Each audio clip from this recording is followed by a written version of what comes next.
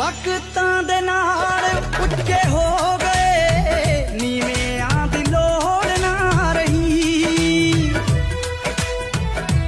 ਸਾਨੂੰ ਕੌਡੀਆਂ ਨੂੰ ਫੇਰ ਕਿਹੜਾ ਪੁੱਛਦਾ, ਜ਼ਾਹਿਰਿਆਂ ਦੀ ਥੋੜ ਨਾ ਰਹੀ।